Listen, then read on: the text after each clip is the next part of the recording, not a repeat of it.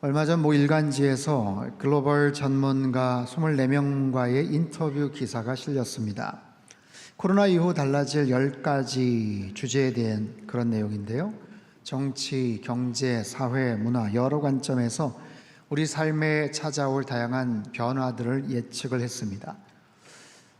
탈세계화, 즉 사람과 자본이 더 이상 국경을 넘지 않고 새로운 질서, 각자도생의 시대가 열리게 될 것이다. 각 나라가 강력한 정부, 그런 정부의 모습들이 탄생이 될 것이다. 또 경제 불황이 지속되면서 정치적인 포퓰리즘 등이 더 나타나게 될 것이다. 재택근무의 확산으로 일반 회사의 오피스, 사무실들이 급격하게 축소될 것이다. 이런 내용 중에 특별히 눈길을 끌었던 내용이 있는데요. 오랜 서구식 인사법인 악수의 종말입니다.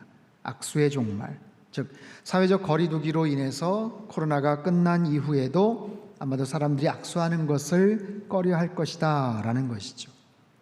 악수를 한다라는 것, 가장 기본적인 우리 인사 방법 아닙니까? 근데 이 악수의 유래에 대해서 여러분 혹시 아시나요? 중세 유럽의 남자들이 싸움에 대비해서 항상 오른손에 늘 무기를 들고 다녔다고 합니다.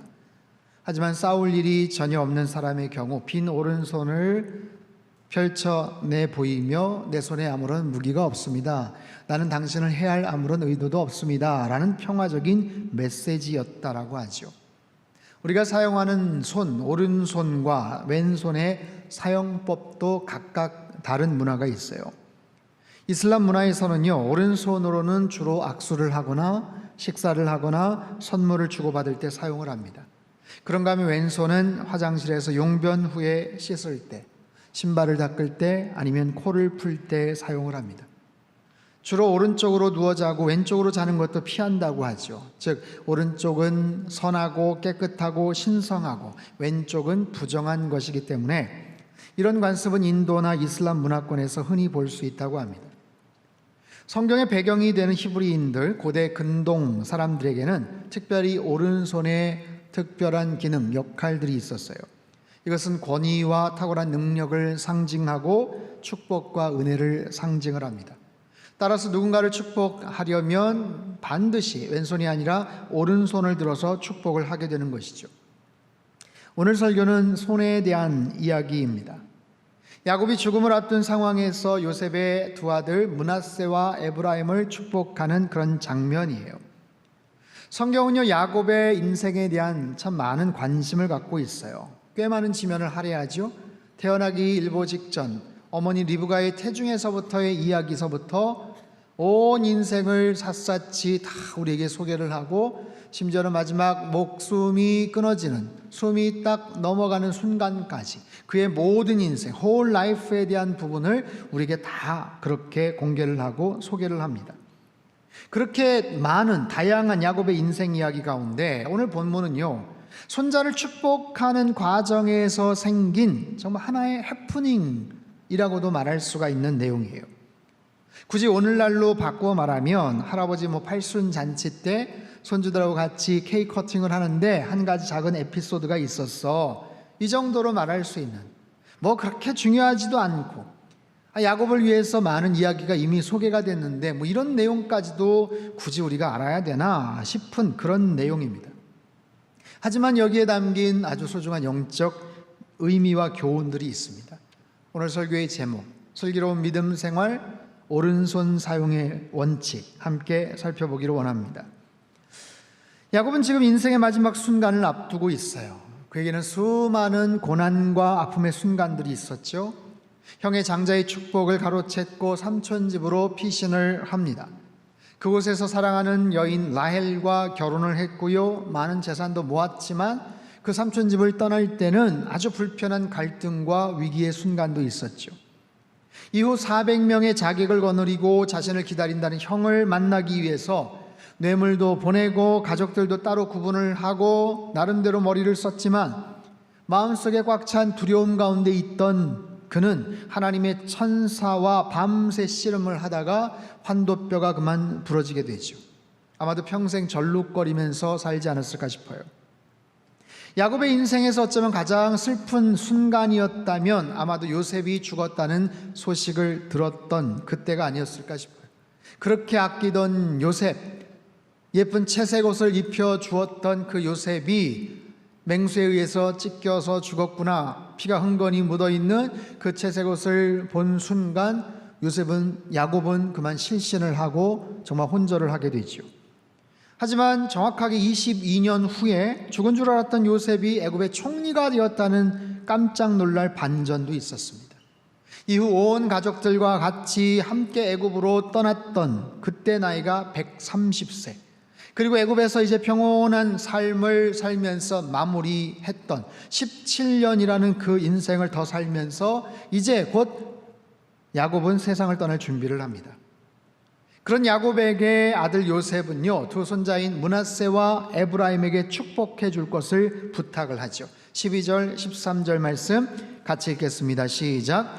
요셉이 아버지의 무릎 사이에서 두 아들을 물러나게 하고 땅에 엎드려 절하고 오른손으로는 에브라임을 이스라엘의 왼손을 향하게 하고 왼손으로는 므낫세를 이스라엘의 오른손을 향하게 하여 이끌어 그에게 가까이 나아가매. 여러분, 이 장면이 그려지십니까? 야곱이 앞에 있으면 야곱의 오른쪽에 큰아들 므낫세, 왼쪽에 작은아들 에브라임을 축복할 수 있게끔 아들 요셉이 이렇게 손주들을 데리고 들어간 거예요. 그 당시에 야곱을 이스라엘이라고도 그렇게 이름을 지칭을 했는데 그의 나이가 많아서 지금 눈이 잘 보이질 않습니다. 그런 아버지를 위해서 오른손, 왼손, 므낫세, 에브라임 축복할 수 있게끔 하죠.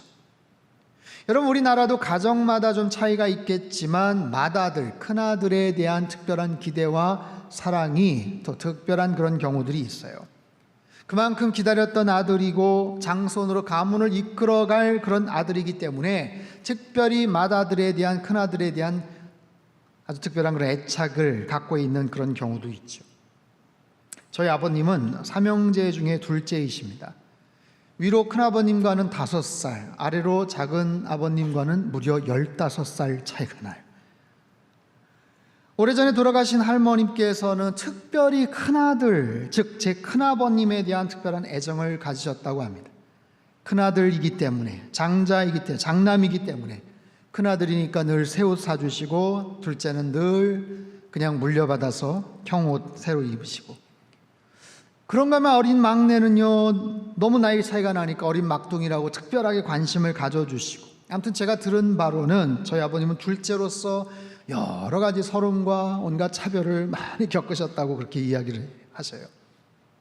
아주 오래전의 이야기입니다. 6.25가 발발하고 나서 북한군이 밀고 내려올 때 지역에 집집마다 쳐들어가서 곡식이나 돈 될 만한 것들을 막 빼앗아 가곤 했다고 하죠. 심지어는 같이 전투에 참전시킬 청년들이나 심부름이라도 시킬 그런 청소년들도 강제로 데려갔다고 합니다. 하루는 할머니 사시던 그 마을에, 그 동네에 북한군, 인민군들이 쳐들어왔어요. 그래서 집집마다 다니면서 행패를 부리는데 할머니 계시는 집에도 쳐들어와서 마구잡이로 물건을 막 쓸어가더랍니다. 근데 물건을 급히 쓸어 담고 챙겨 나가다가 갑자기 10대 후반쯤 되셨던 그 당시 그 큰아버님께 총을 겨누면서 일어나라오, 나가자오 하면서 끌고 가려고 하는 거예요.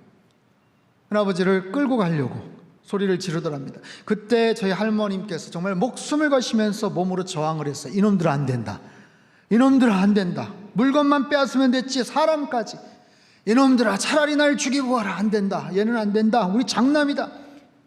한참 실갱이를 하면서 끌고 가려는데 할머님이 필사적으로 큰아버님을 붙잡고 소리를 치는 거예요. 안 된다, 안 된다, 이놈들아, 이 아들이 얼마나 귀한 아들인데 우리 집 장남이다.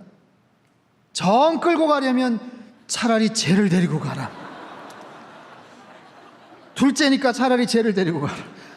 한 구석에서 뭣도 모르고 가만히 계셨던 저희 아버님, 10살 막 넘으신, 하도 극렬하게 반발도 하고 더 어린 아이 데리고 가라고 하니까 시간을 더 끌 수도 없고 귀찮기도 하고 그래서 그냥 어느 누구도 데리고 가지 않고 그냥 아무튼 갔다고 합니다.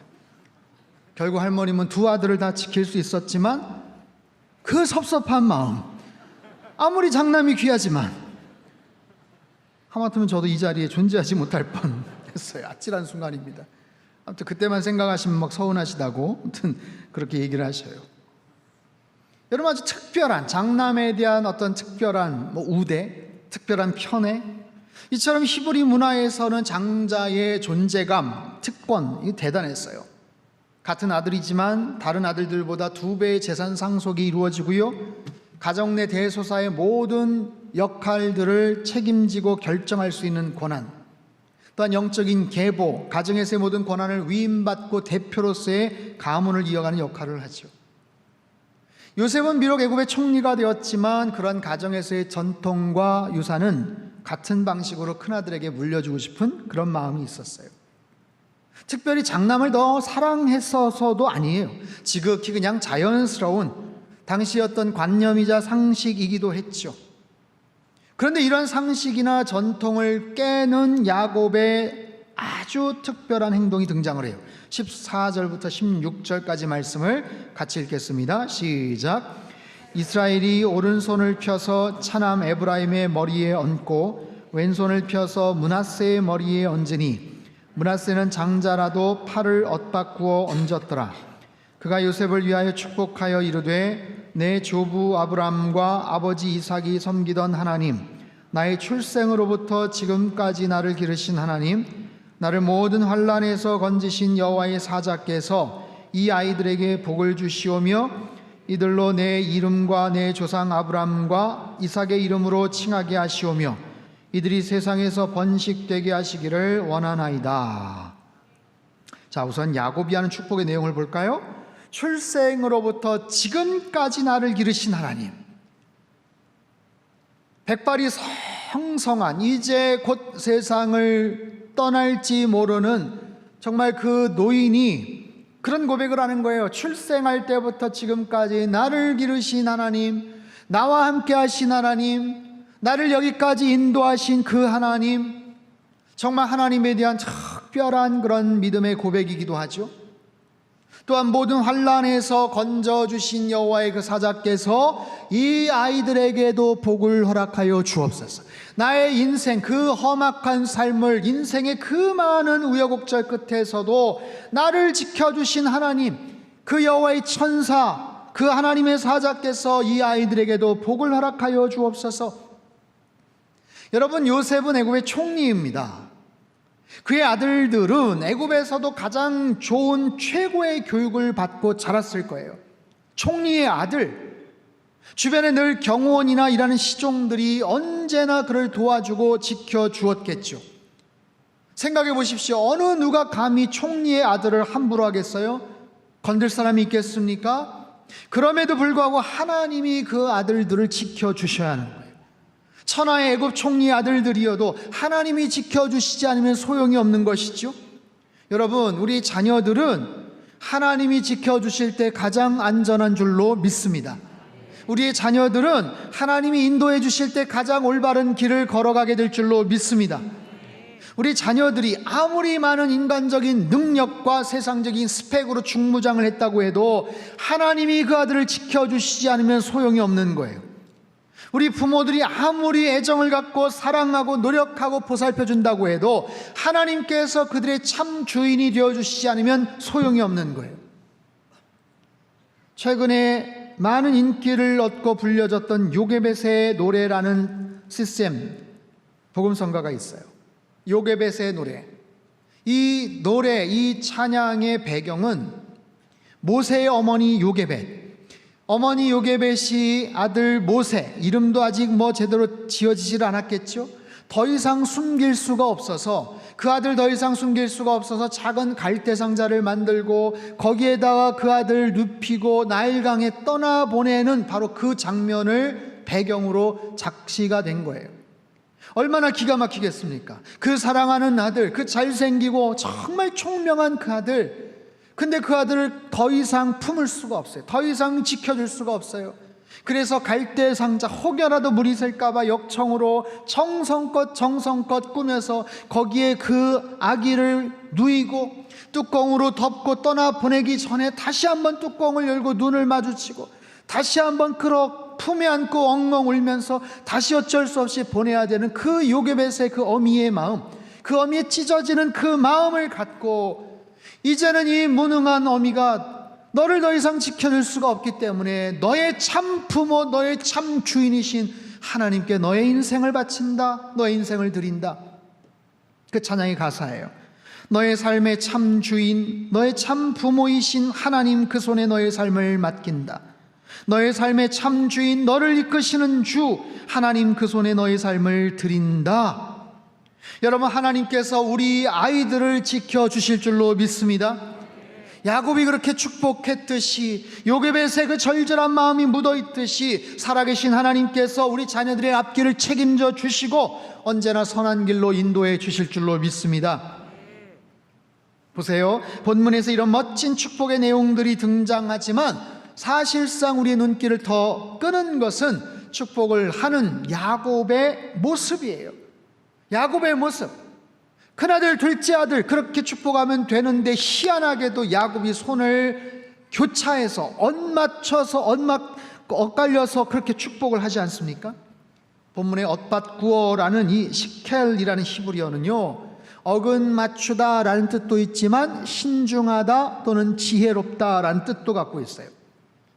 아주 신중하게 지혜롭게 행동했더라라는 거예요. 이것은 야곱의 돌발적인 행동이 아니라 하나님 축복에 대한 계시의 사인으로 인한 하나의 행동이죠. 여러분, 야곱은 알고 있어요. 장자에게 주는 축복의 권리가 얼마나 특별한 것인지를 알고 있어요. 오래전에 그 형의 장자권을 팥죽 한 그릇으로 사고 아버지 이삭이 눈이 어두웠을 때 팔에 염소털을 붙이고 들어가서 형인 척하며 몰래 받아낸 장자의 축복. 비록 거짓으로 꾸민 행동이지만 그 한 번의 축복으로 말미암아 인생이 어떻게 바뀌는지, 거기에 어떤 영적인 의미가 있는지, 그것이 얼마나 소중한 일인지 야곱은 너무나도 잘 알고 있어요. 야곱은 그 사실을 기억해냈고 거기에서 하나님의 특별한 영적인 의미와 뜻이 있음을 그는 분별을 했던 거예요. 그래서 그 오른손을 교차를 해서 축복을 합니다. 뭐냐면 오른손이 꼭 해야 될 일이 있다라는 거예요. 우선순위를 놓쳐서 안 되고 최선과 차선의 것을 잘 구분할 수 있어야 된다는 것. 오늘 우리의 삶 속에서 적용해 볼까요? 아무리 바쁘더라도, 아무리 힘들더라도 해야 될 것을 놓쳐서는 안 된다. 지금 해야 될 가장 중요한 것이 무엇인지 분별력을 잃어서는 안 된다라는 거예요. 야곱의 그 마지막 인생에서 우리가 배울 수 있는 대단히 소중한 교훈입니다. 오른손에 축복의 특별한 의미가 있음을 알기 때문에 야곱이 함부로 행동을 하지 않아요. 야곱이라고 몰랐겠습니까? 당연히 오른손으로 장자에게 축복을 해야 되는 것 왜 몰랐겠어요? 그러나 그런 전통, 의례적인, 관습적인 그런 모습으로 행동하지 않고 그 순간 하나님이 주시는 하나님의 명확한 뜻이 무엇인지를 알고 그가 행동을 하더라라는 거예요. 다시 야곱의 축복을 주목해 볼게요. 야곱이 고백하는 하나님, 어떤 하나님? 그의 전 인생을 함께 하시고 지켜주신 하나님, 그 아이들의 인생도 여호와의 천사를 통해서 지켜 보호해 주실 하나님, 그 아이들이 세상에서 더 번창하기를 원한다, 더 번식되기를 원한다, 이것은 많은 물고기 떼처럼 번성케 되기를 원한다는 그런 바람이에요. 여러분, 이런 축복이, 이런 소망이, 이런 놀라운 풍성한 은혜가 우리 자녀들에게 있게 된다면 얼마나 기쁘겠어요. 얼마나 기쁜 축복의 내용입니까? 그런데 놀랍게도 기뻐하지 않아요. 누가요? 요셉이 기뻐하지를 않고 있습니다. 축복을 부탁했던 요셉이 그 아버지의 행동에 언짢아 합니다. 아버지 그렇게 하지 마세요 라고 거부합니다. 17절 18절 말씀 같이 읽습니다. 시작. 요셉이 그 아버지가 그 오른손을 에브라임의 머리에 얹은 것을 보고 기뻐하지 아니하여 아버지의 손을 들어 에브라임의 머리에서 므낫세의 머리로 옮기고자 하여 그의 아버지에게 이르되 아버지여 그리 마옵소서, 이는 장자이니 오른손을 그의 머리에 얹으소서 하였으나. 여러분 보십시오. 요셉은 지혜로운 사람입니다. 성경에서도 정말 몇 손가락 안에 꼽힐 만큼의 지혜로운 사람 아니겠어요? 하나님의 사람이었고 애굽의 총리였습니다. 그런 요셉이 지금 엄청난 축복을 자기 아버지가 아들들에게, 손주들에게 하는데 기뻐하지를 않고 있어요. 기뻐하지 않다라는 원래의 뜻은 근심하다, 더 나아가서 사나운 마음을 품다라는 의미도 갖고 있습니다.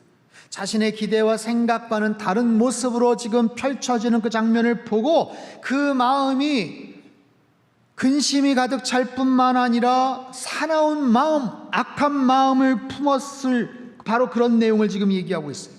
그 모습이 지금 못마땅한 거예요? 불쾌한 거예요? 요셉이 장자를 특별하게 편애했다라는 그런 증거도 없습니다. 다만 그게 전통이기 때문에, 그게 고정적인 그런 관념이고 과거로부터 계속되어 왔었던 하나의 어떤 의식이고 절차고 고정관념과도 같은 거예요. 근데 그게 지켜지지 않으니까 축복의 내용하고는 상관없이 그 모습만 보고도 그는 불쾌하고 기분 나빠서 축복을 하고 있는 그 아버지 손을 자기가 억지로 옮겨서 아버지 이 오른손은 이쪽으로 가셔야죠 라고 억지로 옮기려고 하고 있어요. 거기에 대한 야곱의 반응이 뭡니까? 19절 20절 말씀 같이 읽겠습니다. 시작. 그의 아버지가 허락하지 아니하며 이르되 나도 안다 내 아들아 나도 안다 한 족속이 되며 그도 크게 되려니와 그의 아우가 그보다 큰 자가 되고 그의 자손이 여러 민족을 이루리라 하고 그날에 그들에게 축복하여 이르되 이스라엘이 너로 말미암아 축복하기를 하나님이 내게 에브라임 같고 므낫세 같게 하시리라 하며 에브라임을 므낫세보다 앞세웠더라. 보세요. 그의 아버지가 허락하지 않았다. 그의 아버지가 허락하지 않았다. 여러분 지금 사춘기 아이들이 철없는 행동을 할 때 아버지가 그러면 안 돼, 못 써. 지금 이 얘기가 아니에요. 개구장이 아들이 게임기 사달라고 할 때 아버지가 거절하는 것 아닙니다. 아버지 야곱은 지금 147세에 아주 힘이 없고 노쇠한, 이제 그 세상을 떠나기 일보 직전의 그런 아버지 야곱이에요. 대신 아들 요셉은 대애굽 제국의 총리입니다. 2인자입니다. 그의 말 한마디, 눈짓 하나면 그 제국 내에서는 모든 것을 다 할 수 있는 그런 사람. 그런데 그가 기뻐하지 않았다? 그런 일은 없어요. 애굽왕 바로를 제외하고는 모든 일을 그가 원하는 대로 할 수 있었던 사람, 그가 기쁜 마음이 내키는 대로 할 수 있었던 그런 사람. 그런데 지금 그의 뜻이, 요셉의 뜻이 제지당하고 있어요. 거절당하고 거부당하고 있어요. 죽음을 앞에 둔 아버지이지만 힘도 없는 노인 야곱에 의해서 거절당합니다. 여러분, 이것은 야곱의 개인적인 고집이나 치매기가 있는 노인의 돌발 행동이 아니죠. 평생 하나님과 동행하며 특별히 그의 말년에 더욱더 세미한 하나님의 뜻을 구분할 줄 알았던 야곱이 아주 민감하고 분명한 하나님의 뜻을 그렇게 분별하려고 행동했던 거예요. 제 아무리 애굽의 2인자여도 원하는 것을 얻지 못합니다. 아들이지만 애굽의 총리가 된 아들의 강한 요구에도 아니라고 거절할 만큼의 분명한 확신과 믿음을 가지고 행동을 하는 거예요. 그의 오른손을 교차해서라도 사용하는 거예요. 저는 바라기를 우리 아버지들에게 이러한 영적 권위가 있게 되기를 축원합니다. 이런 영적 분별력과 믿음의 확신이 있게 되기를 바랍니다. 여러분, 우리의 오른손은 바로 이렇게 사용되어야 되는 거예요. 우리가 살아가면서 삶의 우선순위는 이렇게 구분이 될 수 있어야 돼요. 사랑하는 성도 여러분, 나의 오른손은 어떻게 사용되고 있는가? 정말로 중요한 일인데 하지 못할 때가 있죠. 반대로 해서는 안 되는데 주변의 강압에 못 이겨서 그냥 못 이기는 척 그냥 진행될 때가 있어요. 요셉처럼 강한 영향력을 갖거나 입김을 가진 사람의 뜻대로 눈치를 보면서 그냥 넘어가지 뭐 여태까지 그래 왔는데 그게 관행인데 전통인데 그냥 인간적으로 볼 때는 괜찮으니까 하며 그냥 우리의 오른손을 그저 그렇게 사용할 수도 있더라라는 거예요. 이건 뭐냐면 철저히 오른손을 잘못 사용하는 거죠. 우선순위를 놓치는 거죠. 하지 말아야 될 것을 하는 거죠. 특별히 하나님의 뜻과는 상관없이 행동할 수 있는 것이죠. 여러분, 야곱은요 손에 아주 민감했던 사람입니다. 야곱, 그의 이름의 뜻이 뭔지 아세요? 움켜잡다라는 뜻이. 움켜잡는 사람, 오죽하면 태어나면서부터 쌍둥이 형 에서의 발뒤꿈치를 붙잡고 태어났겠어요. 그 오른손, 그 손으로 수없이 많은 욕심을 챙겨왔던 사람, 그 손으로 뭔가를 움켜쥐고 한번 제대로 잡으면 절대로 놓치지 않았던 참으로 이기적이고 고집센 그의 오른손이었습니다. 하지만 그의 인생에 하나님께서 찾아오셨죠. 그래서 그 움켜진 손을 다 펴게 만드십니다. 그리고 완전한 절망과 탈진의 상황 속에 있던 그에게 하나님의 손을 붙잡게 하세요. 야곱은 그제서야 깨닫습니다.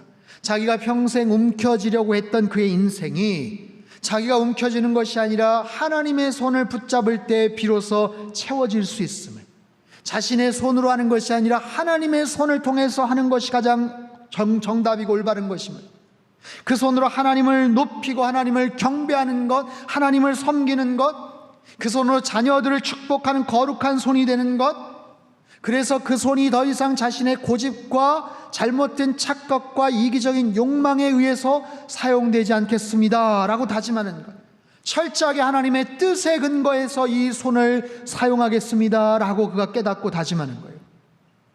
우리도 마찬가지입니다. 여러분, 우리의 이 손을 가지고 지금까지 얼마나 많은 일들을 하면서 살아왔습니까? 한번 손을 한번 이렇게 보세요. 여러분의 손을 한번 들여다보십시오. 혹시 옆에 아내 되신 분이 있으면 손을 한번 이렇게 잡아보세요. 다른 분 손 잡으면 안 되고, 손을 한번 잡아보세요. 얼마나 곱디고 온 손이었는데 주름이 생기고 또 상처도 나고 세월의 흔적을 가득 담은 손. 여러분, 그 손으로 어쩌면 주름지고 작아진 그 손이지만 지금까지 참 많은 일들을 했잖아요. 손을 좀 이렇게 쓰다듬어 주셔야 돼요. 아이고, 수고 많았다라고. 정말 그동안 너무 많은 수고를 했던 바로 그 손, 참 열심히 살아왔어요, 그 손으로. 하지만 앞으로 해야 될 일이 많습니다. 가정과 자녀들을 위해서, 일터에서, 직장에서, 교회와 하나님 나라를 위해서 헌신과 사랑과 땀과 수고를 아끼지 않는 그런 손, 하나님의 뜻을 잘 구분하는 능력의 오른손이 되어야 되고, 예수님의 그 피 묻은 손을 붙잡는 기도와 예배의 손이 되어야 됩니다. 여러분, 우리의 손이 가장 잘 쓰여지려면 하나님의 손과 연결되어 있어야 돼요. 우리의 손이 하나님의 손과 연결되어 있으면 우리가 하는 행동이지만, 우리의 손으로 하는 행동이지만 하나님의 일을 감당할 수 있게 돼요. 나의 오른손을 통해서 하나님의 귀중한 선택과 역사들을 써내려갈 수 있는 거예요. 건강이 여의치 않아도 괜찮습니다. 야곱처럼 눈이 보이지 않아도 괜찮습니다. 하지만 그 손이 하나님 손과 붙잡혀 있으면 하나님의 가장 중요한 뜻을 그 주름지고 못생긴 손을 통해서도 할 수 있더라라는 거예요. 영국 성공의 39개 신앙 조항이라는 게 있어요. 이건요, 무려 1556년에 발표된 그런 조항인데, 배경을 잠깐 설명을 드리면 16세기 영국에서는 종교개혁 이후에 개신교와 카톨릭 간의 종교 분쟁으로 아주 심한 진통을 겪었습니다. 그래서 엘리자베스 1세 시대에 개신교와 로만 카톨릭 간의 균형 잡힌 종교 정책이 필요했었어요. 그래서 그 중에 하나가 캔터베리 대주교 매슈 파커라는 분이 작성을 합니다. 39개 신앙 조항, 39개 신앙 조항이 굉장히 중요한 그런 교리적 내용들을 담았는데, 그 중에 10번째 조항에 이런 글귀가 있습니다. 하나님께서는 우리의 본성을 제어하시어 우리로 선한 의지를 가지게 하시고, 우리가 그 선한 의지를 가질 때에 우리와 함께 일하시되, 우리 밖에서나 우리를 대적하여 일하지 않으시고 우리를 통하여 우리와 함께 우리로 말미암아 일하신다. 마지막 부분, 우리를 통하여 우리와 함께 우리로 말미암아 일하신다라는 거예요. 사랑하는 성도 여러분, 코로나19로 인해서 참 많은 무력감을 느끼는 요즘입니다. 우리의 손으로 할 수 있는 것이 별로 없어요. 여러 가지로 불편하고 답답하고 우울한 감정을 많이 갖습니다. 하지만 이럴 때일수록 우리의 손을 하나님 앞에 여러분 맡기십시오.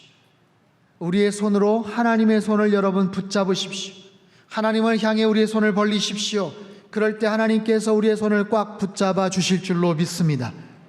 주님을 바라보시고 동행하시면 그 하나님께서 우리의 손을 꽉 붙잡아 주실 줄로 믿습니다. 시편 73편 23절 말씀 우리 큰 목소리로 같이 읽죠. 시작. 내가 항상 주와 함께하니 내 오른손을 붙드셨나이다. 한 번 더요. 시작. 내가 항상 주와 함께하니 주께서 내 오른손을 붙드셨나이다. 아멘. 하나님께서 우리의 손을 붙잡아 주실 줄로 믿습니다. 우리가 그 하나님과 늘 동행하고 하나님만을 바라보면 그 하나님께서 나의 손을 붙잡아 주시는 거예요. 여러분, 이 손으로 앞으로 해야 될 일이 많아요. 하나님이 붙잡아 주신 그 손을 가지고 일하시되 오늘 본문의 야곱처럼 우선순위를 놓치지 마십시오. 꼭 해야 될 것에 타협하지 마십시오. 해야 될 것, 하지 말아야 될 것 정확하게 구분을 하십시오. 여전히 남아있는 우리의 관습, 전통, 의식, 생각, 습관 속에 뿌리 깊이 박혀있는 당연히 오른손으로 해야 될 일이지, 당연히 하지 말아야 될 일이지라고 생각하는 것도 다시 한번 생각하고 분별하셔서 정말 하나님께서 기뻐하시는 일들이라면 용기와 믿음을 가지고 감당하십시오. 그 오른손을 통해서 하나님께서는 저와 여러분을 통해 놀라운 일을 같이 감당해 주실 줄로 믿습니다. 이번 한 주간 주님 바라보시고 주님의 손 꼭 붙잡으시고 주님께 인도함 받는 슬기로운 믿음 생활 감당하시기를 주님의 이름으로 축복합니다. 기도하겠습니다.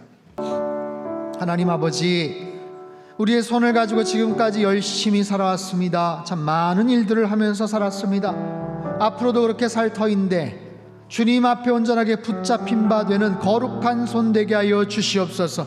주님이 원하시는 일들을 감당하는 믿음의 손 되게 하여 주시옵소서.